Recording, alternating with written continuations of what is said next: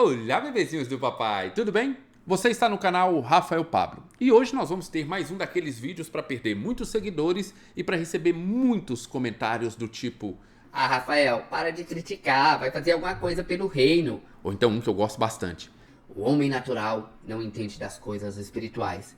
ou ainda: Olha, esse livro transformou o meu cristianismo. Eu nunca tive tanta intimidade com Deus como eu tive enquanto eu li essa obra. porque afinal de contas nós vamos falar sobre o devocional mais vendido no Brasil, Café com Deus Pai, escrito pelo pastor Júnior Rostirola, e aqui tanto faz se você tem a edição de 2023 ou a edição de 2024, porque eu li vários devocionais de ambas as edições e os meus comentários então servem para essas duas edições, ok? Então, agora sem enrolação, simbora para o vídeo. Eu confesso que quando eu peguei pela primeira vez aqui a obra Café com Deus Pai, eu estava bem ansioso por uma leitura que me apresentasse um evangelho bíblico e cristocêntrico. Porque afinal de contas foram inúmeras as indicações e directs que eu recebi lá no meu Instagram de pessoas que afirmavam que eu teria uma grata surpresa com essa obra. No entanto, conforme eu avançava pelas páginas, um misto de surpresa e incredulidade começou a tomar conta de mim. Estava claro que não era apenas mais um livro devocional. De fato, eu estava diante de uma interpretação do Evangelho que, ao meu ver, está bem distante das Escrituras Sagradas, do Evangelho pregado por Jesus Cristo e daquilo que foi defendido e proclamado pelos inúmeros homens de Deus ao longo da história da Igreja. Café com Deus Pai não é apenas um livro entre muitos. Na verdade, ele é um grande fenômeno de venda aqui no Brasil. Já vendeu mais de 700 mil exemplares, alcançando assim um vasto público com a sua mensagem.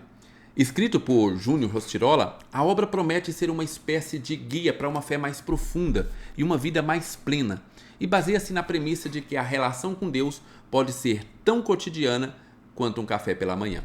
A promessa é atraente e o sucesso de vendas reflete o desejo de muitos cristãos de obterem sim uma espiritualidade mais acessível e imediata. Mas é justamente nesse ponto de prometer uma espiritualidade mais acessível, imediata e pragmática que a minha preocupação foi exponencialmente aumentada. À medida que eu lia mais e mais devocionais, tanto da edição de 2023 quanto da nova edição de 2024, eu percebi que a abordagem do autor se inclinava para um evangelho totalmente antropocêntrico, onde a figura central não é Deus nem a sua glória, mas o homem e as suas ambições. Dessa forma, eu pretendo demonstrar nesse vídeo aqui alguns argumentos, mais precisamente 2 argumentos, sobre como essa obra prega um evangelho totalmente estranho às escrituras e que, apesar de ele utilizar versículos bíblicos, não possui nenhuma relação com o verdadeiro evangelho de Jesus Cristo.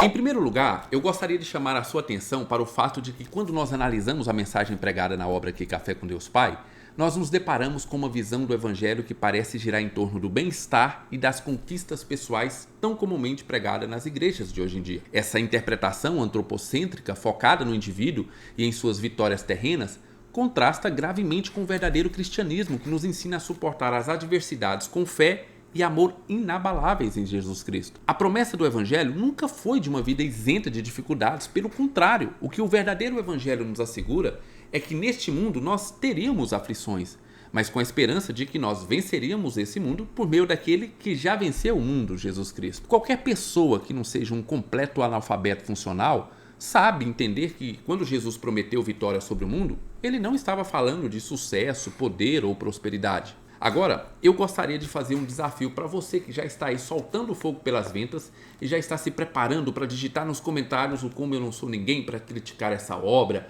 ou como eu não entendo nada do evangelho, lembra? O homem natural não entende das coisas espirituais. O meu desafio para você é o seguinte: enquanto você estiver lendo os devocionais, tanto faz da edição 2023 ou 2024, eu gostaria que você fizesse um círculo toda vez que o autor fizesse qualquer afirmação onde o evangelho é tratado como algo que transforma a sua vida, independente de vitórias, conquistas e circunstâncias. Toda vez que ele afirmar que, apesar das inúmeras aflições que nós vamos passar aqui nessa terra, o amor de Jesus nos consola e que, ainda que as circunstâncias não passem, ainda que a vitória não venha, nós somos felizes pelo simples fato de possuirmos a Jesus Cristo como nosso Salvador e ainda temos o maravilhoso prêmio que nos aguarda na vida eterna. Quando ele fizer isso, faça um círculo.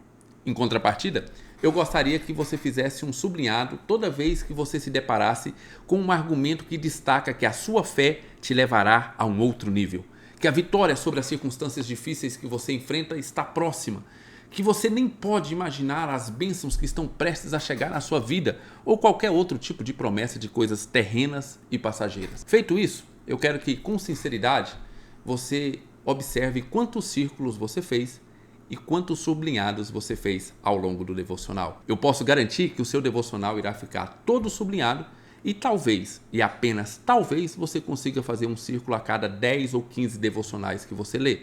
Vamos ser sinceros, pessoal. Nós não precisamos ser teólogos profissionais para saber que o ensinamento central de Jesus e dos seus apóstolos sempre enfatizou que nós devemos fixar os nossos olhos além das circunstâncias temporais, apontando para uma promessa muito mais grandiosa, que é a vida eterna com Deus. Essa esperança não se enraiza nos sucessos mundanos do tipo saúde, riqueza ou poder, mas na redenção e no amor eterno manifestado lá na cruz. Quando a mensagem do Evangelho é reduzida a uma ferramenta para alcançar o sucesso pessoal ou para nos trazer mensagens bonitinhas e otimistas, cheias de motivação para o nosso dia a dia, como é o caso desse devocional aqui, nós perdemos de vista o verdadeiro tesouro que é conhecer e desfrutar do próprio Deus.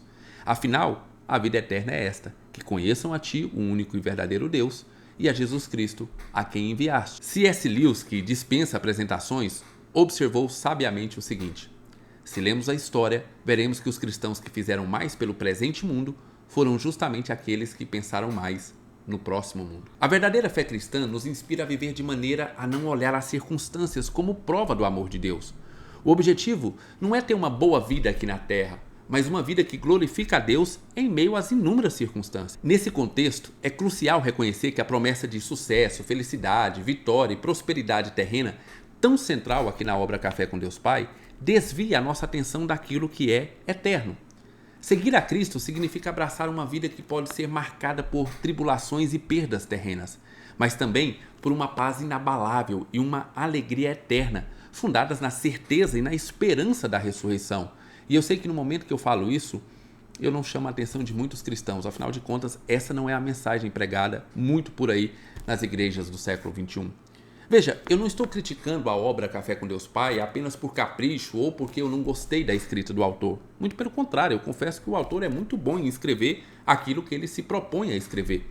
Mas o resultado da mensagem pregada nessa obra é inclinar os nossos corações às expectativas mundanas, é ancorar os nossos olhos para bênçãos temporais e nos desviar da promessa divina da redenção e da vida eterna. O verdadeiro evangelho nos encoraja a buscar a Deus por quem Ele é, revelando que o maior tesouro é a sua presença em nossas vidas, muito além de qualquer outro tipo de sucesso terreno. Este é o coração do discipulado cristão, uma vida de fé e esperança voltada para o eterno e não para o transitório. No segundo ponto, eu quero enfatizar que, analisando o evangelho apresentado na obra Café com Deus Pai, fica notória e evidente a divergência fundamental entre a mensagem promovida pelo autor e aquela encontrada nas Sagradas Escrituras. Eu sei que muitos vão questionar aí que essas divergências são coisas menores e que nós deveríamos nos unir na pregação do Evangelho. Porém, ao meu ver, esse desvio não é uma questão menor, mas é um ponto de inflexão que inclusive nos convoca a uma reflexão sobre o verdadeiro significado do Evangelho de Jesus Cristo. A mensagem bíblica, conforme apresentada por Jesus, por seus apóstolos e ecoada pelos grandes homens e mulheres de Deus ao longo da história, enfatiza a soberania de Deus, a necessidade de arrependimento, a graça divina e o chamado para uma vida de serviço e sacrifício. Não a essa busca incessante por bênçãos terrenas. E só para exemplificar, vamos ver o que Jesus Cristo disse lá no Sermão do Monte, quando ele nos apresenta as bem-aventuranças, que de uma certa forma viram de cabeça para baixo as nossas noções mundanas de felicidade e de sucesso. Ele diz o seguinte: bem-aventurados os perseguidos por causa da justiça, porque deles é o reino dos céus. Bem-aventurados sois quando por minha causa vos injuriarem, vos perseguirem e mentindo disserem todo mal contra vós. Regozijai-vos e exultai, porque é grande o vosso galardão nos céus. Veja, o versículo é bem claro ao falar que nós seremos bem-aventurados quando nós passarmos por todas essas provações, porque o nosso galardão vai ser grande aonde? Lá nos céus. Não tem nada no texto que sugere algo do tipo dupla honra, vitória onde você foi derrotado ou 7 vezes mais reconhecimento onde te humilharam.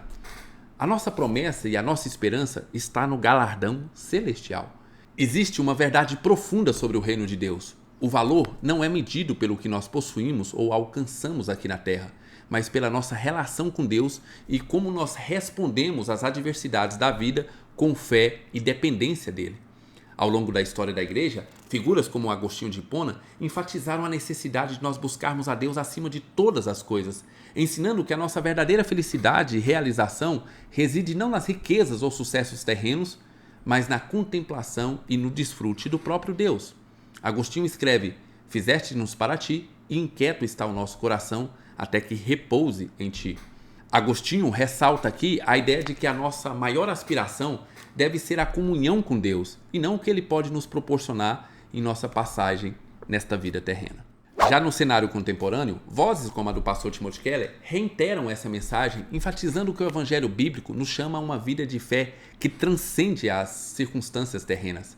Timothy Keller argumenta que o verdadeiro evangelho não é uma garantia de isenção de sofrimento ou de prosperidade material, mas sim a promessa de que, em meio a todas as circunstâncias, Deus está conosco, nos moldando para sermos semelhantes a Cristo e nos preparando para a vida eterna. Portanto, quando eu contraponho o evangelho pregado aqui em Café com Deus Pai com o verdadeiro evangelho das Escrituras, fica claro que o foco não deve ser as bênçãos temporais que nós podemos acumular, mas na gloriosa redenção e na esperança eterna oferecidas por Jesus Cristo. Eu devo dizer com muita tristeza que depois de ler vários devocionais, tanto da edição de 2023 quanto da edição de 2024, em nenhum deles eu fui orientado a esse tipo de evangelho defendido claramente pelas Escrituras, pelo próprio Jesus, pelos apóstolos ou mesmo pelos grandes homens de Deus, que vai ali de Agostinho a Timothy Keller.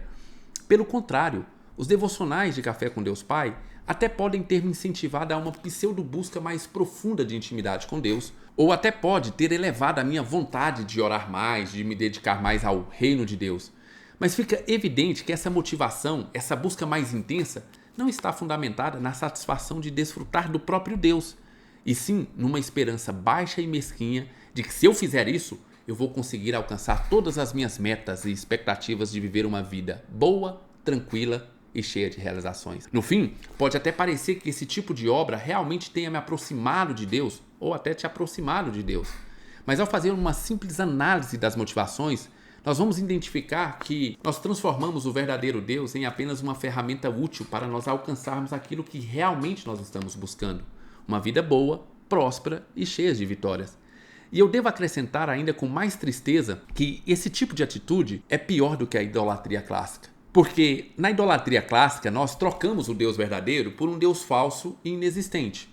Mas nesse tipo aqui de nova idolatria desenvolvida por esse livro, nós, além de trocarmos o verdadeiro Deus, nós transformamos esse verdadeiro Deus em uma ferramenta para alcançar o que nós realmente queremos e que é verdadeiramente o nosso novo ídolo. Eu ainda poderia desenvolver o argumento utilizado por muitas pessoas de que essa obra teria sido indicada por muitos pastores e que teve um alcance que outras obras não teve, e assim ela pode ter proporcionado o contato de muitas pessoas com o Evangelho. Afinal, essas pessoas leram esse livro e não leriam outras obras talvez mais tradicionais do evangelicalismo aqui no Brasil. Mas eu acho que já ficou bastante claro que essa obra aqui não pode ter proporcionado a qualquer pessoa um contato com o Evangelho, porque ela não prega o Evangelho.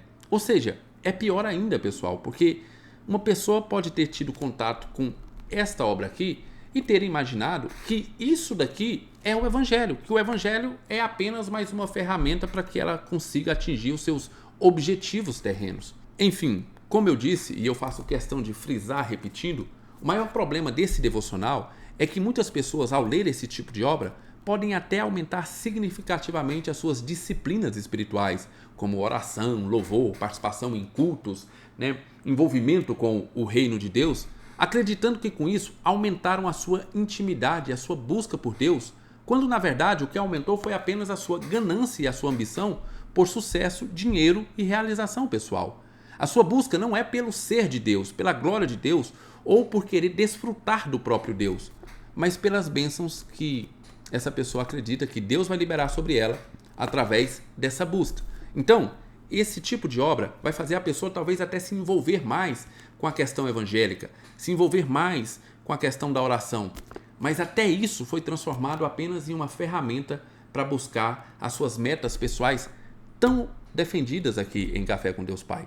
E para não deixar você sem nenhum devocional esse ano, eu vou deixar lá na descrição e no primeiro comentário fixado alguns devocionais que eu indico e que vão te levar a meditar no verdadeiro evangelho. Inclusive, você pode até utilizar esses devocionais para comparar as mensagens que eles fazem com as mensagens pregadas aqui em Café com Deus Pai. E aí você vai ter que decidir, porque não dá para acreditar nos dois. Não dá para achar os dois muito bons, porque um é o oposto do outro. O melhor seria escolher aquele que está fundamentado nas Escrituras.